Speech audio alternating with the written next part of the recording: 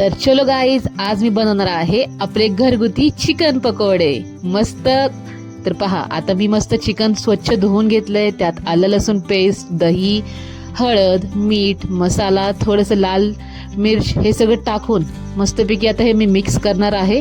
हे पहा, मस्त दिसतंय, लुक पण छान दिसतोय. सो आता मी हे सगळं मिक्स करून एक 10 ते 15 मिनिटासाठी सेपरेट ठेवून देणार आहे.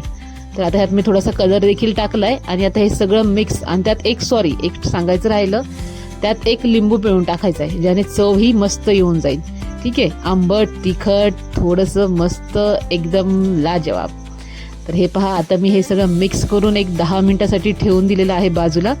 तोपर्यंत गॅसवरती ठेवलेली आहे कढई, त्यात तेल गरम करायला ठेवलेलं आहे आणि हे 20 मिनिटानंतर मी हे चिकन पाहिलंय. तर आपण आता हे पहा, झाकण खोलल्यानंतर मस्त असं घट्ट झालेलं आहे आणि आता मी त्याचे छोटे छोटे बाईट करून तळणार आहे. तर आता मी सुरू करते चिकन तळायला. तर हे पहा, ऑलरेडी मी गॅसवरती 1-2 बाईट्स काढून ठेवले होते.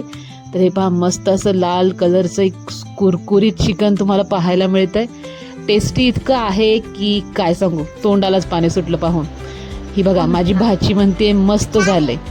मग काय, आता मस्त झालंय, मग ती खुश आणि मी पण खुश. तर आता मस्तपैकी आम्ही आता फोटोशूट करतोय. आमचे भाची मॅडम सोबत आता मी मस्तपैकी फोटो काढलेत, त्यांच्यासोबत चांगले खेळलेत आणि आता म्हणलं जर त्या म्हणतायत खूप छान झालं तर आपण पण टेस्ट करावं. तर हे पहा, घेतला तर मी पण खायला. सोबत बिर्याणी पण आहे. सो आज मस्त बेत आहे. तर हे पहा, मस्त चिकन आहे. आता मी पण टेस्ट करते. बाकी व्हिडिओ आवडली तर लाईक करा आणि आपल्या चॅनलला जाऊन सबस्क्राईब करा. Bye bye guys.